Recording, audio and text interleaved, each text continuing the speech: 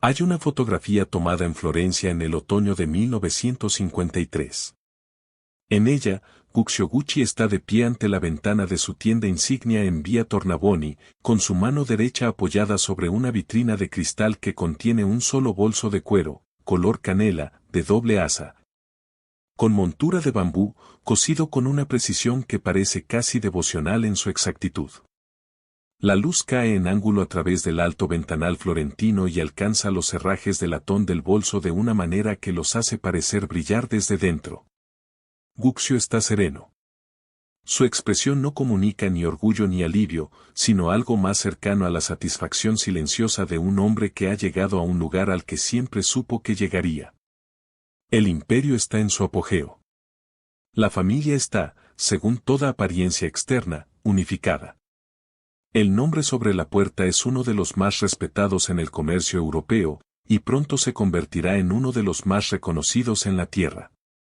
Sin embargo, a las 4 décadas de esta imagen, la familia detrás de ella habrá sido aniquilada, no por las fuerzas del mercado, no por la competencia extranjera, no por las erosiones ordinarias del tiempo comercial, sino por demandas presentadas por hijos contra padres, por fortunas divididas, disputadas y perdidas en tribunales internacionales, por un patriarca encarcelado en una prisión federal estadounidense, por un nieto asesinado en las escaleras de su propio edificio de oficinas a los 46 años, y por un contrato de asesinato organizado por la mujer que una vez compartió su nombre. Esta es la historia de la familia Gucci, una dinastía construida sobre el cuero, y el largo e irreversible desmoronamiento de todo lo que ese cuero debía representar. Bienvenidos a Gilded Ruin, ruina dorada, donde la riqueza heredada se encuentra con la historia oculta. Este episodio rastrea el arco completo de uno de los imperios de lujo más reconocibles del siglo XX, desde la ambición fundacional de un talabartero florentino hasta los golpes de Estado en la sala de juntas, las catástrofes legales, la adicción y el exilio, y finalmente el asesinato por contrato que terminó con el último reclamo de la familia Gucci sobre la casa que su abuelo construyó. Revelará cómo los hombres y mujeres que heredaron el nombre Gucci fueron sistemáticamente destruidos por él, cómo la riqueza de escala extraordinaria se convirtió, para cada uno de ellos a su vez, no en un cimiento sino en un peso que nada en sus vidas los había preparado para cargar. Lo que están a punto de entender es algo que las biografías brillantes y las retrospectivas de moda han fallado consistentemente en aclarar, que la historia de Gucci nunca se trató realmente del cuero, o de la moda, o incluso del dinero. Se trataba del poder, específicamente, de lo que el poder le hace a las personas que lo heredan sin haberlo ganado nunca, y lo que les cuesta cuando descubren, demasiado tarde, que no pueden devolverlo. Guccio Gucci nació el 26 de marzo de 1881 en Florencia, Italia, hijo de Gabriello Gucci, un modesto comerciante de sombreros de paja cuyo oficio ofrecía un grado de respetabilidad cívica sin nada que se acercara a la comodidad financiera, y cuyas ambiciones para sus hijos no se extendían más allá de la preservación de la pequeña dignidad que la familia había logrado reunir a lo largo de varias generaciones de trabajo cuidadoso y poco destacable. Florencia en la última década del siglo XIX era una ciudad de contrastes extraordinarios y algo melancólicos, palacios renacentistas al borde de la decadencia, con sus cornisas desmoronándose en patios que los ricos europeos del norte cruzaban con cámaras y guías. Mientras la clase trabajadora florentina que lo servía se movía por las mismas calles con la invisibilidad practicada de quienes hace tiempo aceptaron que la belleza de la ciudad pertenece, en todos los sentidos importantes, a alguien más. Guccio Gucci pertenecía a esa clase trabajadora. Entendía sus texturas y sus limitaciones con una precisión que solo aquellos que han vivido dentro de una restricción pueden articular plenamente. Y pasaría el resto de su extraordinaria vida diseñando un escape de ella tan completo que el escape mismo se convertiría en una especie de leyenda. A sus 20 años, Guccio tomó una decisión que resultaría fundamental para todo lo que siguió. Dejó Florencia y viajó a Londres, donde encontró empleo en el Hotel Savoy en el Strand, no como huésped, lo cual estaba totalmente fuera de sus medios o su posición, sino como ascensorista, un botones. Una figura cuya función era cargar las pertenencias de otras personas de un piso a otro permaneciendo, para esas otras personas, esencialmente invisible. Era, en su superficie, una posición humilde. En la práctica, fue una educación de la clase más específica y consecuente. Trabajando en los pasillos de uno de los grandes hoteles del mundo en los primeros años del siglo XX, Gucci observó el equipaje de aristócratas ingleses, industriales estadounidenses, realeza continental menor, maharajas indios y la primera generación de celebridades creadas por la naciente industria cinematográfica. Observó con la atención enfocada de alguien que entendía que el conocimiento que estaba acumulando no podía comprarse en ningún lugar, porque no se enseñaba en ninguna parte, simplemente se demostraba, a diario y con detalles elaborados, a través de las posesiones de personas que nunca habían necesitado pensar en por qué la calidad importaba porque la calidad siempre, para ellos, simplemente se daba por sentada.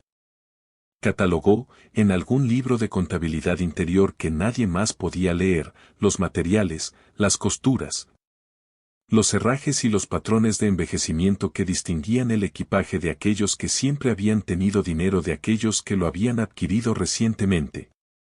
Esta distinción, táctil, casi moral en su precisión, arraigada en el vocabulario específico del cuero, el latón y el hilo, se convirtió en el núcleo filosófico, el principio animador de todo lo que crearía más tarde. Guccio regresó a Florencia en los primeros años del siglo XX, trayendo consigo no dinero, tenía muy poco, sino una visión que era, a su manera, tan clara y tan intransigente como cualquier cosa que el Renacimiento florentino hubiera producido en campos más exaltados. En 1906 se casó con Aida Calvelli, una costurera de inteligencia tranquila y considerable capacidad práctica, quien le dio 6 hijos en los años siguientes y quien entendió, de la manera en que las mujeres casadas con hombres de visión consumidora tienden a entender tales cosas, que su papel en la historia que se construía a su alrededor sería sustancial y en gran medida no reconocido. Aida manejaba el hogar en Vía delle Caldaie con una eficiencia que liberaba a Guccio para dedicar toda su atención al taller, al abastecimiento de cuero, la selección de herrajes y la formación de artesanos cuyo talento trataba como un reflejo directo de sus propios valores.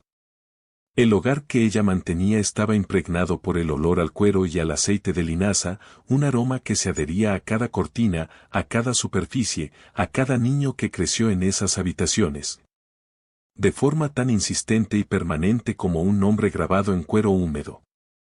Los domingos por la tarde, después de cerrar la tienda y cuando la producción de la semana se había colocado sobre la larga mesa del comedor, Guccio examinaba los productos terminados con la atención concentrada de un hombre que creía que la imperfección no era simplemente una responsabilidad comercial, sino una forma de falla moral. Una falla de carácter que se reflejaba en el fabricante tan directamente como cualquier otra transgresión. Presionaba su uña contra las costuras para probar su resistencia bajo tensión. Sostenía los herrajes contra la luz de la ventana, girándolos lentamente, buscando cualquier imprecisión en el fundido o el acabado. Giraba bolsos y maletines en sus manos como un escultor gira una pieza terminada, no con admiración, sino en busca del lugar donde la idea y la ejecución no habían logrado coincidir plenamente. Porque siempre existía tal lugar, y encontrarlo era la obligación que el nombre imponía a quienes lo portaban. Los niños observaban desde la puerta. Aprendieron, antes de poder articular lo que estaban aprendiendo, que el oficio era una forma de devoción, que la imperfección era una forma de vergüenza y que el nombre sobre la puerta de la tienda de su padre en Vía della Vigna Nova no era simplemente un identificador comercial, sino una promesa que la familia estaba obligada a mantener a perpetuidad. En 1921, Gucci abrió su primera tienda en Vía della Vigna Nuova en Florencia, vendiendo equipaje, equipo de equitación y artículos de cuero de una calidad y autoridad visual que inmediatamente distinguieron a la casa de sus contemporáneos. El bolso con asa de bambú, una innovación nacida de la escasez de cuero en tiempos de guerra que requirió una sustitución creativa, se convirtió en un emblema de ingenio elegante. La doble G entrelazada, que eventualmente se reproduciría en miles de millones de objetos en todos los continentes, era en esta etapa simplemente una marca silenciosa de propiedad. La firma de un artesano grabada en cuero con la misma intencionalidad con la que los pintores renacentistas firmaban sus lienzos en la esquina inferior. La franja verde-rojo-verde, derivada de los colores de la cincha de una silla de montar, era un argumento en forma visual. Esta casa pertenece a la tradición de la excelencia ecuestre, de las fincas de campo inglesas, del mundo que Guccio había observado desde los pasillos de servicio del Savoy y decidió, con total convicción, que era totalmente capaz de representar. Para la década de 1930, el negocio se había expandido a Roma, y Guccio había integrado a sus hijos en la empresa. Aldo, nacido en 1905, era el mayor de los hijos que más importarían comercialmente, carismático, implacable. Poseedor de una energía que se expresaba como una fuerza casi física en cualquier habitación en la que entrara. Era un vendedor de primer orden, el tipo de hombre que podía hacer sentir a una duquesa que el bolso que estaba comprando había sido concebido específicamente para ella. Que su elección era un acto de reconocimiento mutuo entre iguales más que una transacción comercial entre un cliente y una tienda. Rodolfo, más reservado y de temperamento más artístico, establecería la operación en Milán y eventualmente produciría un único hijo, Mauricio, cuya vida se convertiría en la corriente más devastadora de la historia. Vasco y Hugo ocuparon roles más periféricos en la empresa, presentes en el negocio pero menos definitivos en su dirección, contribuyendo con el tipo de labor confiable y poco dramática que las grandes empresas familiares requieren y rara vez celebran. El mundo físico de la crianza de los hijos Gucci era uno de creciente comodidad material dispuesta al preciso estilo florentino, muebles pesados de madera, suelos de baldosas que conservaban el frescor de la mañana hasta bien entrada la tarde. La calidad particular de la luz en una ciudad toscana donde los edificios son lo suficientemente antiguos como para haberse ganado el derecho de dar sombra a las calles que bordean. Había trajes a medida y buenos zapatos de cuero y comidas servidas a horas regulares en habitaciones que comunicaban orden y permanencia. Era, en casi todos los aspectos observables, la vida de una familia que había llegado, que había cruzado la frontera entre la clase trabajadora y la burguesía y plantado su bandera con suficiente confianza como para que el cruce ahora pareciera, en retrospectiva, inevitable. Pero el cimiento no era tan estable como los suelos de mármol de Via Tornabuoni podrían sugerir. Debajo de la creciente prosperidad de la familia y su exterior de unidad cuidadosamente mantenido, corría una vena de intensidad competitiva, entre hermanos, entre padres e hijos. Entre la sede de Florencia y el puesto de avanzada romano y las ambiciones de Nueva York que Aldo ya comenzaba a articular, que Guccio, a pesar de toda su disciplina y toda su autoridad, o no pudo o no quiso abordar con la franqueza que requería. Había construido algo extraordinario, algo que ya había superado cualquier expectativa razonable de lo que el hijo de un comerciante de cuero florentino podría construir en una sola vida. Lo que no había construido, y lo que las décadas que siguieron a su muerte demostrarían que no construyó, fue una estructura capaz de contener las ambiciones y los resentimientos de la familia que la heredaría. Guccio Gucci murió el 2 de enero de 1953, a la edad de 71 años, en la ciudad donde había nacido y a la que había regresado, después de sus años en Londres. Con una visión tan clara y una voluntad tan intransigente que la ciudad misma terminó por acomodarse a él. Su muerte ocurrió precisamente en el momento en que el mercado de lujo de la posguerra comenzaba su expansión más extraordinaria. Cuando la prosperidad estadounidense y la mística europea convergían para crear un apetito global por exactamente el tipo de bienes refinados y con inflexión de herencia que la casa Gucci había pasado 3 décadas perfeccionando. El momento fue, desde una perspectiva comercial, casi impecable. Desde una perspectiva familiar, fue el comienzo de una catástrofe que se desarrollaría a lo largo de las siguientes 4 décadas con el impulso lento y terrible de algo geológico. Aldo Gucci se movió con la velocidad y decisión de un hombre que había estado esperando precisamente este momento. Tenía 48 años cuando su padre murió, y su energía era extraordinaria. Abrió una boutique en la Quinta Avenida de Nueva York en 1953, el mismo año de la muerte de su padre, como si los dos eventos hubieran sido secuenciados conscientemente, el fin de la antigua autoridad. El comienzo del nuevo imperio. Luego vino Londres. Luego París.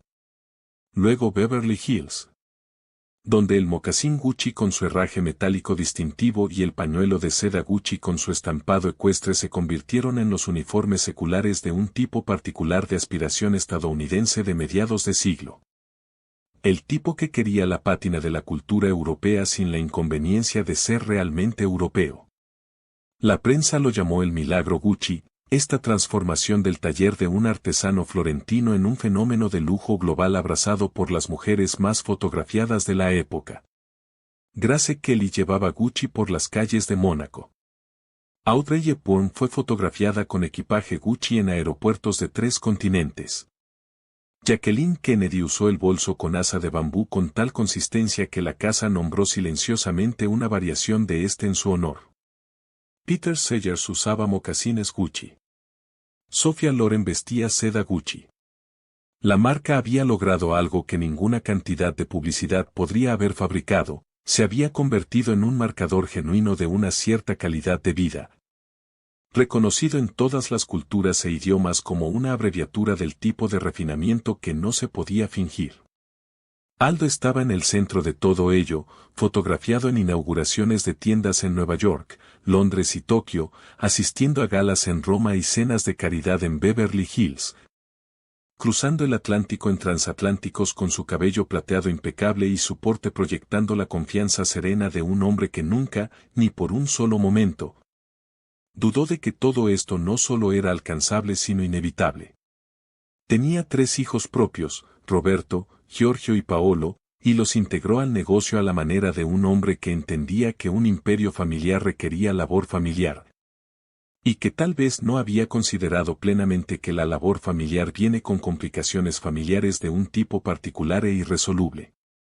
Paolo Gucci fue la complicación. El hijo mediano de Aldo, nacido en 1931, Paolo era creativo de una manera que la empresa Gucci requería y a la vez no podía acomodar, no porque la creatividad fuera insuficiente, sino porque era demasiado individual, demasiado insistente en su propia firma, demasiado resistente a la idea de que dentro de la estructura familiar el único nombre que importaba era el colectivo. Paolo quería diseñar. Tenía una sensibilidad estética genuina que era reconociblemente suya, más audaz, más experimental, menos restringida por la herencia ecuestre que había definido el lenguaje visual de la casa desde la época de su abuelo. Había crecido en las mismas habitaciones que sus primos y hermanos, absorbiendo las mismas liturgias dominicales de oficio e inspección, escuchando las mismas lecciones fundacionales sobre la calidad como una forma de compromiso moral. Pero donde la estructura exigía conformidad, Paolo sentía, con urgencia creciente, la presión de una visión individual que no podía simplemente plegarse a lo colectivo sin perder lo que sea que la hacía valer la pena expresar. Propuso, a finales de la década de 1970 y principios de la de 1980, la creación de una línea secundaria que llevaría su propio nombre, Paolo Gucci, una identidad separada que le permitiría expresar su visión estética sin amenazar o desplazar a la casa matriz. La propuesta no carecía, en términos comerciales, de precedentes. Otras familias de lujo habían lanzado líneas subsidiarias antes sin resultados catastróficos. Pero dentro de la cultura específica de la empresa Gucci, donde la autoridad fluía del poder colectivo del nombre y la ambición individual se toleraba solo cuando servía a ese colectivo, la propuesta fue recibida no solo como una idea comercial sino como una declaración de independencia, y dentro de esa estructura, la independencia era indistinguible de la traición. Para Aldo, y para la junta familiar, esto no era solo comercialmente impráctico. Era un acto de individualismo casi herético en una empresa que se había construido sobre el principio de que la familia era la marca, y la marca era la familia. Y ningún elemento individual de ese arreglo podía extraerse sin amenazar la estructura completa. La confrontación alcanzó su expresión más dramática en 1982, durante una reunión de la Junta en Florencia que desde entonces ha sido documentada en historias de negocios italianas, en expedientes judiciales, en el periodismo y eventualmente en el cine, con una intensidad que sugiere que tocó algo arquetípico en la forma en que las familias y el dinero interactúan. Paolo llegó a la reunión con materiales para su propuesta de línea independiente, con la intención de presentarlos formalmente y establecer su derecho legal a proceder. La familia rechazó la presentación antes de que pudiera comenzar. El intercambio se volvió, según varios relatos, acalorado hasta el punto de la agresión física. Paolo intentó tomar actas escritas de la reunión como documentación para la acción legal que ya estaba contemplando. Se le impidió físicamente hacerlo. Fue golpeado, por quien y con qué grado de fuerza siguió siendo motivo de disputa legal durante años después. Salió del edificio, fue a un hospital florentino y fue atendido por heridas en la cabeza. En cuestión de días, contrató abogados y comenzó la primera de una secuencia de demandas contra su propia familia que continuaría, con intensidad variable, durante la mayor parte de una década. Existe una carta que Paolo escribió a Aldo durante este periodo, un documento recuperado durante los procedimientos legales posteriores y citado extensamente en expedientes judiciales, en la que intenta articular, con una formalidad que sugiere que entendía que estaba componiendo algo para la posteridad, la naturaleza de lo que sentía que se le había hecho. La caligrafía es precisa y cuidadosa. Nos has convertido a todos en extensiones de una cosa, escribió, y has olvidado que también somos hombres. No pedí nacer Gucci. Solo pedí que se me permitiera ser Paolo. Es una carta de aislamiento profundo e irresoluble, no la queja de un hombre a quien se le ha negado una oportunidad de negocio, sino el lamento de alguien que ha llegado a comprender que el nombre que le dieron al nacer ha consumido la identidad que ese nombre debía proteger. Luego vino el escándalo que rompió la compostura pública de la familia de una manera de la cual nunca se recuperaría del todo. En 1986, Aldo Gucci, para entonces de 81 años, el arquitecto de la expansión global de la marca a lo largo de 4 décadas. El hombre cuya energía y visión habían transformado el taller de su padre en una de las grandes instituciones de lujo del mundo, fue acusado en un tribunal federal de los Estados Unidos por cargos de evasión de impuestos. La acusación no era técnica ni marginal. Los fiscales argumentaron que Aldo había, entre 1974 y 1982, desviado sistemáticamente aproximadamente $11 millones en fondos de la compañía hacia él mismo y sus hijos, canalizando las transferencias a través de cuentas en paraísos fiscales y falsificando registros corporativos para ocultar el movimiento de dinero a las autoridades fiscales estadounidenses. Paolo Gucci, en lo que se convertiría en uno de los actos más devastadores de traición intrafamiliar en la historia del litigio corporativo, había proporcionado a los investigadores federales la evidencia documental que hizo posible el procesamiento. Un hijo había entregado a su padre al gobierno. Aldo se declaró culpable. Recibió una sentencia de 1 año y 1 día en una instalación correccional federal. Entró en custodia en 1986 y cumplió el término completo. Tenía 81 años. El hombre que le había estrechado la mano a Jackie Kennedy y había sido fotografiado junto a Sophia Loren y construido un imperio en 32 países desde el taller florentino de su padre. Ahora plegaba su cabello plateado al ritmo institucional de una prisión federal, y algo en él, alguna cualidad esencial de la invulnerabilidad que había proyectado durante medio siglo, no sobrevivió intacto a la experiencia. Estaba, al entrar por esas puertas, en lo que había sido el pico absoluto de todo lo que había construido. Detrás de él, las tiendas en la Quinta Avenida, en Via Tornabuoni, en Bond Street y en la Rue du Faubourg Saint-Honoré. Ante él, una celda, una sentencia y una familia que ya comenzaba a fracturarse más allá de cualquier posibilidad de reparación. Luego el año cambió. Y con él, todo lo que había parecido meramente difícil se volvió irreversible y catastróficamente oscuro. Rodolfo Gucci, el hermano de Aldo y custodio de la Operación de Milán, murió el 15 de mayo de 1983, a la edad de 71 años, 2 años antes de la crisis de falsificación de Mauricio. 3 años antes del encarcelamiento de Aldo, y en un momento en que el deterioro de la familia era todavía, al menos en sus dimensiones visibles, un asunto de conflicto interno más que una catástrofe pública. Rodolfo dejó su participación del 50% en Gucci a su único hijo, Mauricio, quien tenía 33 años en ese momento y que había estado trabajando dentro del negocio familiar con una diligencia que su padre había alentado y que su tío Aldo había observado con la atención propietaria de un hombre acostumbrado a controlar cada elemento significativo de la empresa a su alrededor. La herencia era, en términos comerciales, sencillamente enorme.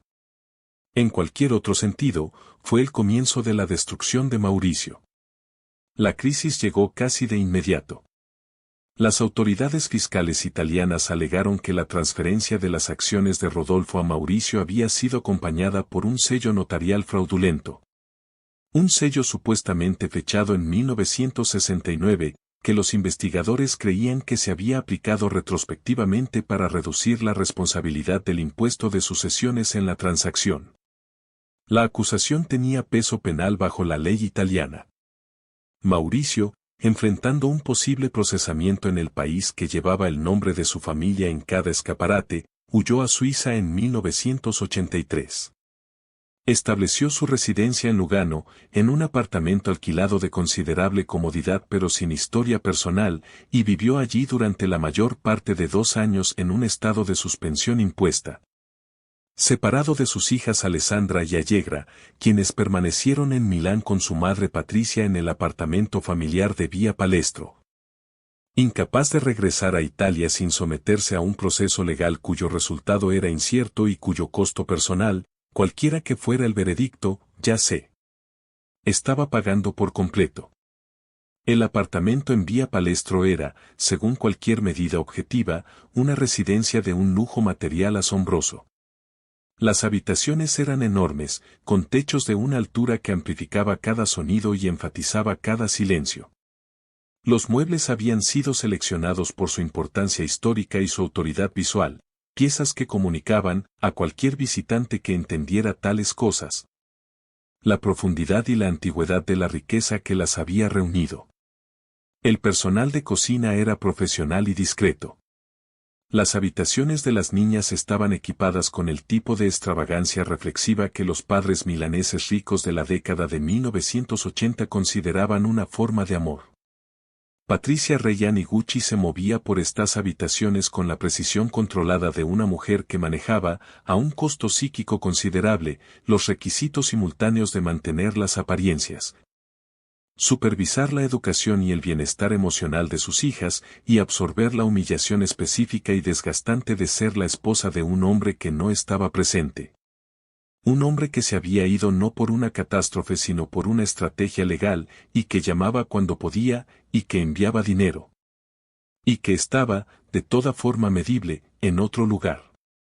El 19 de octubre de 1985, un tribunal milanés absolvió a Mauricio de los cargos de falsificación. La evidencia había sido insuficiente para sostener el procesamiento. Regresó a Italia y, casi de inmediato, comenzó a desplegar la herencia que su padre le había dejado con una agresividad que sugería que 2 años de paciencia forzada habían acumulado una presión que ahora requería liberación. Se movió contra los hijos de Aldo en la sala de juntas. Formó alianzas con Investcorp, el grupo de inversión con sede en Bahrein que había estado adquiriendo silenciosamente participaciones minoritarias en la empresa, y usó esas alianzas para aumentar su propio control efectivo. Para 1988, Mauricio había maniobrado a sus primos, Roberto, Giorgio y el ya asediado Paolo, hacia posiciones de influencia tan disminuida que su salida de la compañía se convirtió, en términos prácticos, solo en una cuestión de tiempo. Poseía, a su propio nombre, el 50% de una de las marcas de lujo más valiosas del mundo. Tenía 38 años. Era, según los estándares del mundo en el que habitaba, casi incomprensiblemente exitoso. También, para este punto, vivía completamente separado de su esposa.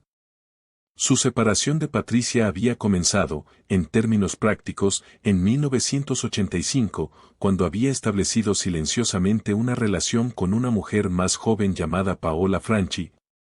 Una conexión que inicialmente mantuvo de la manera superpuesta de los hombres ricos que carecen del valor o la convicción para terminar formalmente un arreglo existente antes de comenzar uno nuevo. Para 1988, la separación era definitiva. Patricia recibió la noticia y los subsiguientes procedimientos formales de divorcio, con una furia controlada que quienes la observaron encontraron más inquietante de lo que habría sido el dolor. La ira contenida y sistemática de una mujer que había organizado toda su identidad en torno a un hombre y una posición y que entendía, con perfecta claridad, que ambos le estaban siendo arrebatados no por accidente o por mala fortuna, sino por una elección deliberada. Mauricio estaba, al final de 1988, en el ápice exacto e inconfundible de su poder visible. Su nombre estaba en la puerta. Su visión estaba en los estantes. Sus primos se habían ido. Su control era casi absoluto. Y los cimientos debajo de todo estaban cediendo silenciosa, total e irreversiblemente. Todo lo que siguió ocurrió rápidamente y con el tipo de finalidad que hace que los años precedentes parezcan, en retrospectiva, haber sido simplemente la larga preparación para una serie de finales. En 1989, Mauricio cometió su error comercial más consecuente. Contrató a Dawn Mello, la respetada ejecutiva de moda estadounidense que había reconstruido la reputación de Bergdorf Goodman en Nueva York, y lanzó un rediseño integral de la marca. Retirando algunos de sus elementos más icónicos y comercialmente confiables, incluidos varios de los productos con monogramas que se habían convertido en los principales generadores de ingresos de la casa, y reposicionando la estética hacia un minimalismo austero que era intelectualmente coherente y adelantado a su tiempo de formas que ofrecían poco consuelo a los contadores.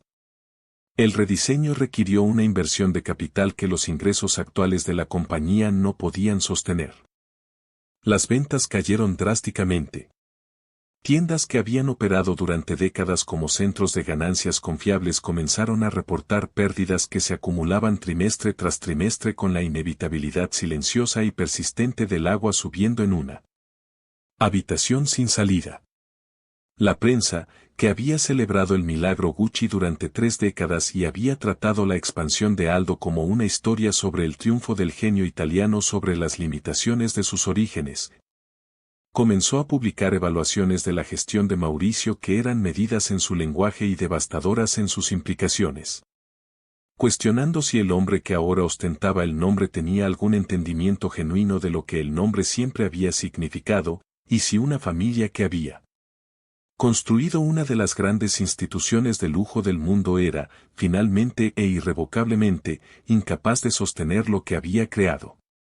Para 1992, la posición financiera de Mauricio se había vuelto crítica de maneras que ya no eran manejables por medios convencionales. Había gastado con una extravagancia que su riqueza, incluso a la escala que representaba, no podía absorber indefinidamente, en la larga restauración de su apartamento en Saint-Moritz, donde los artesanos trabajaron durante años en interiores que Mauricio revisaba y volvía a revisar con el perfeccionismo inquieto de un hombre que había heredado el ojo de su abuelo para la calidad sin heredar la disciplina financiera que ese ojo una vez había requerido, en la renovación del yate de vela que había nombrado Creole, una embarcación de dimensiones tan extraordinarias y con un apetito tan implacable de mantenimiento, tripulación y costos de combustible que gestionarlo constituía una operación financiera en sí misma, en la nueva sede de Gucci que había encargado en Florencia. En una vida personal construida enteramente sobre la suposición de que el dinero continuaría porque, para cada Gucci antes que él, siempre lo había hecho. Su padre Rodolfo había sido un hombre cuidadoso, cuidadoso con el dinero, cuidadoso con las decisiones, cuidadoso con la clase específica e insustituible de precaución que distingue a los custodios de los derrochadores. Mauricio no era cuidadoso. Y la distancia entre esos dos temperamentos, a través de una sola generación de herencia, había sido suficiente para deshacerlo todo. En 1993, Mauricio Gucci vendió su participación total del 50% en la casa Gucci a Investcorp por un precio reportado de aproximadamente USD 170 millones de dólares. Fue el momento, silencioso, transaccional, logrado en el lenguaje de hojas de condiciones y transferencias bancarias en lugar del idioma operístico que la familia había establecido para sus conflictos. En el que la conexión operativa de la familia Gucci con la empresa que llevaba su nombre se rompió permanentemente. La familia se había ido. El nombre permanecía. La distinción entre esos dos hechos ocuparía a Patricia Reggiani durante los siguientes 2 años. Se le había otorgado un acuerdo tras el divorcio, supuestamente de USD 1 millón de dólares al año, una suma que, frente al telón de fondo de la transacción que Mauricio acababa de completar, le parecía no solo insuficiente sino despreciativa. Ella había sido la señora Gucci. Había organizado su existencia en torno a la arquitectura social que ese nombre requería y permitía. Había asistido a las inauguraciones, las galas, las cenas privadas, los viajes internacionales, la grandeza performativa particular que la identidad pública de la casa exigía de la familia en su centro. Se había entendido a sí misma, con una convicción que en retrospectiva parece haber sido completa y totalmente sincera, como un elemento constitutivo de lo que Gucci era, no una figura periférica. No una esposa que por casualidad llevaba el nombre, sino alguien sin quien el nombre mismo estaba de alguna manera disminuido. Comenzó a llevar un diario.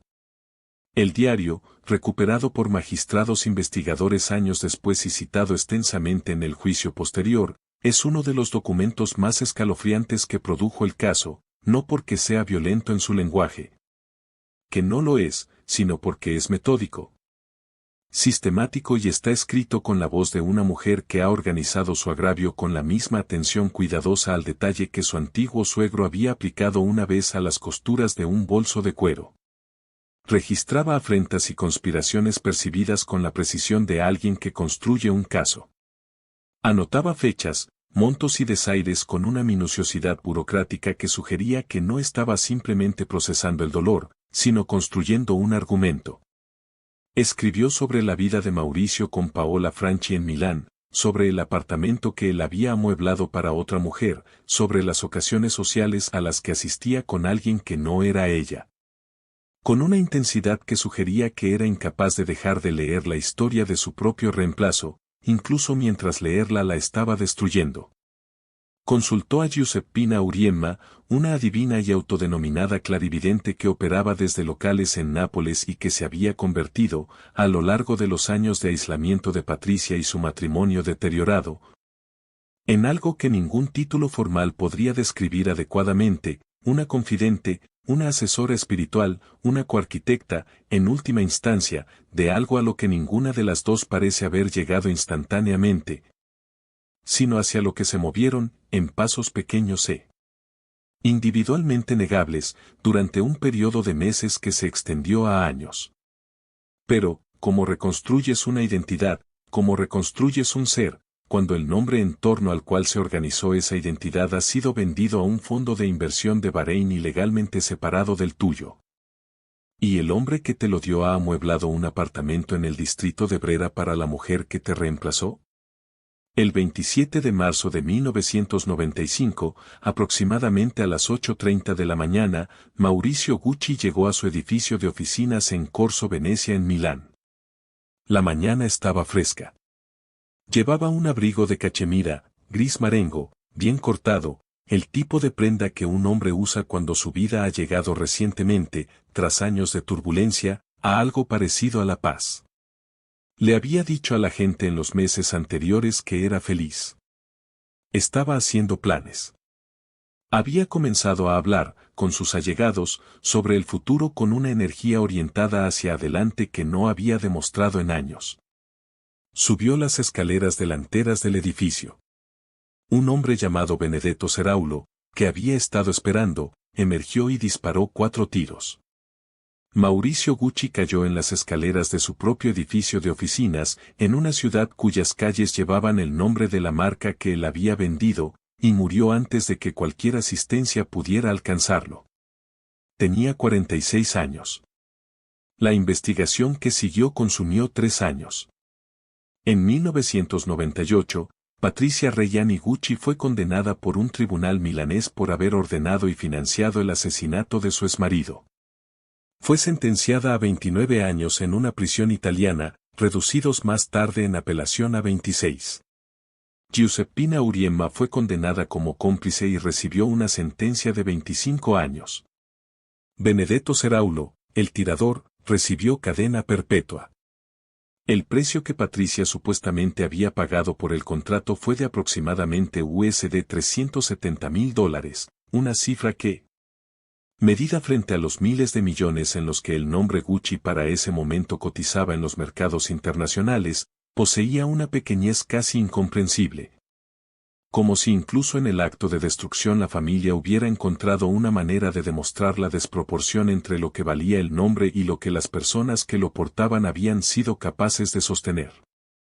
Ella estuvo allí, en esa sala de tribunal en Milán, en el término absoluto de una trayectoria que había comenzado con un matrimonio en 1972 y se había movido, a través de la ambición, el aislamiento y el agravio acumulado, a través de la lenta violencia administrativa de la separación y la disminución financiera, hasta esto, un veredicto leído en voz alta en una habitación cuyo silencio era total, y una sentencia que consumiría los siguientes 18 años de su vida, y un nombre, Gucci, por el que había luchado tan fervientemente por mantener que la lucha se lo había quitado todo lo demás. El patrimonio de Mauricio Gucci, al momento de su muerte, se reportó valorado en aproximadamente $200 millones, una suma que sus dos hijas, Alessandra, que tenía 15 años al momento del asesinato, y Allegra, que tenía 13, eran demasiado jóvenes para acceder y estaban demasiado marcadas por las circunstancias de su creación como para acercarse a ella sin ambivalencia. Habían perdido a su padre a manos de un pistolero contratado por su madre. Estaban, en todo sentido que importaba, solas dentro de una fortuna que no habían hecho y que aún no podían tocar. En un país cuyos periódicos llevaban fotografías de sus rostros sobre titulares que describían lo que su madre había hecho.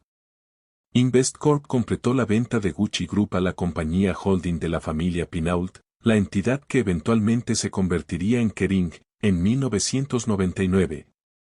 En una transacción cuyo valor total fue finalmente reportado en aproximadamente $4.30 mil millones.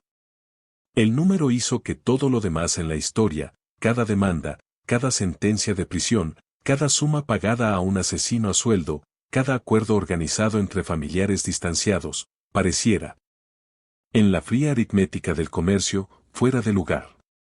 La marca no solo había sobrevivido a la destrucción de la familia. Había florecido gracias a ella. El nombre Gucci, liberado de los Gucci que lo portaban, se había vuelto más valioso de lo que jamás había sido cuando ellos estaban presentes para definirlo.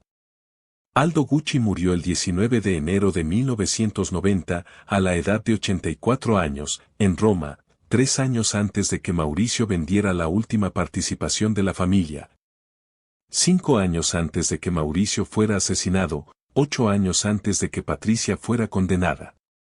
Había vivido lo suficiente para ver su imperio despojado del control de su familia y no lo suficiente para ver su acto final y violento. Si esto constituyó un acto de misericordia es una pregunta que el registro no puede responder. Paolo Gucci, el hombre que había entregado a su padre a los fiscales federales, que había presentado demanda tras demanda contra la familia que llevaba su nombre, que solo había querido ser reconocido como diseñador por derecho propio, murió el 10 de octubre de 1995, a la edad de 64 años, en Londres, en circunstancias financieras que no guardaban relación alguna con la dinastía de la que descendía. Se había declarado en bancarrota en el Reino Unido a principios de la década de 1990, sus activos confiscados, sus acreedores impagos, sus ambiciones de un legado creativo independiente sin realizarse. Murió 7 meses después del asesinato de Mauricio, en gran parte invisible para la prensa que una vez cubrió sus actuaciones en los tribunales con detalle, en una ciudad lejos de Florencia. Habiendo pasado la mayor parte de 20 años desmantelando a su propia familia y descubriendo, al final, que se había desmantelado a sí mismo junto con ella. Alessandra Gucci, en los años posteriores al asesinato de su padre, cursó estudios legales y eventualmente presentó su propio litigio desafiando aspectos de la administración del patrimonio de su padre, un hecho que llevaba, en su repetición del patrón definitorio de la familia, una cualidad de inevitabilidad casi mitológica. Allegra se retiró de la vida pública con una consistencia tan completa que comunicaba, sin palabras, una decisión que se había tomado temprano y mantenido absolutamente.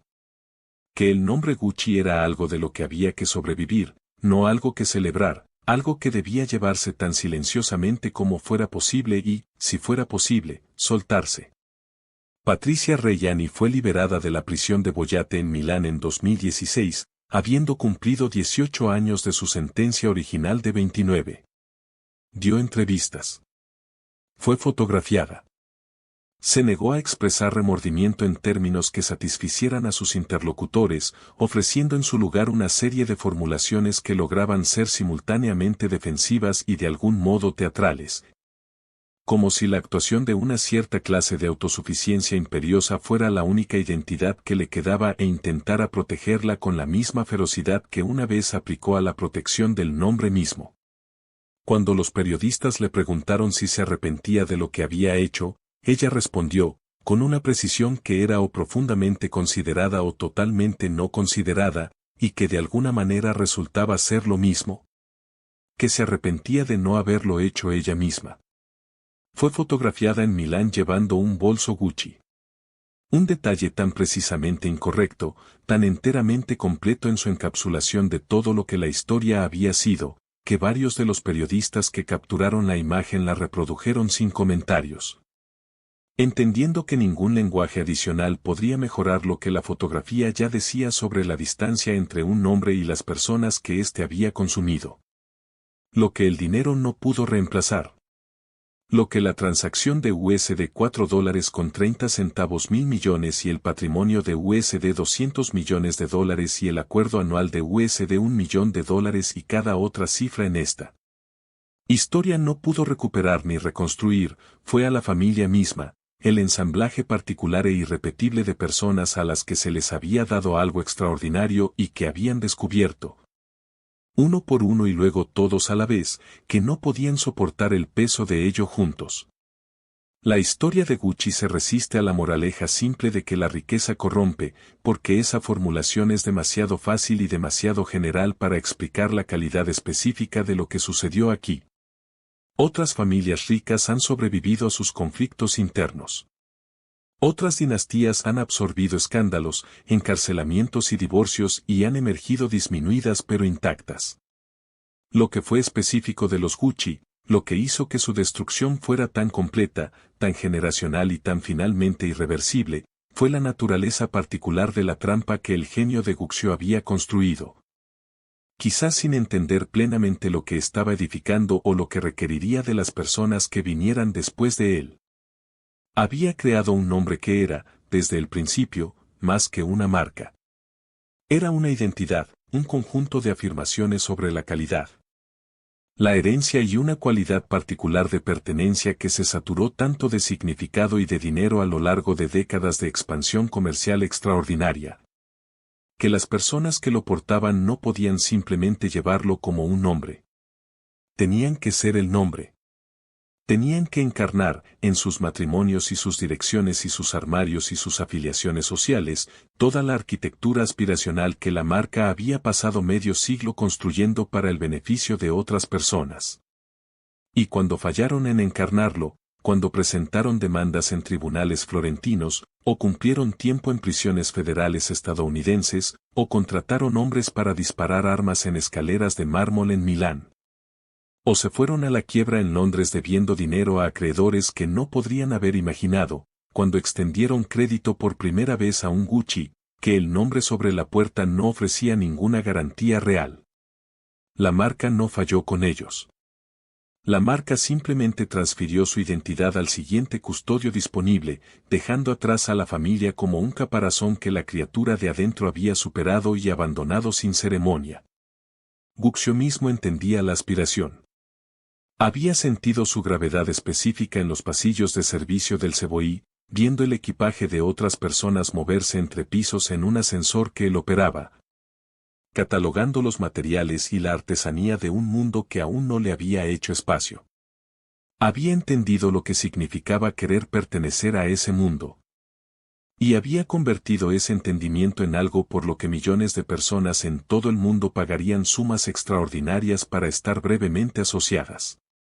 Lo que no pudo haber entendido, lo que quizás ningún fundador, en la exaltación sostenida de la construcción, puede anticipar plenamente, es que la aspiración que embotelló y vendió resultaría ser, para las personas más cercanas a él, no un regalo sino una sentencia, una vida organizada en torno al requisito de realizar una clase de perfección que la familia nunca había poseído realmente, al servicio de un hombre que duraría más que cada uno de ellos sin dolor, sin dificultad y sin el más mínimo reconocimiento de lo que había costado.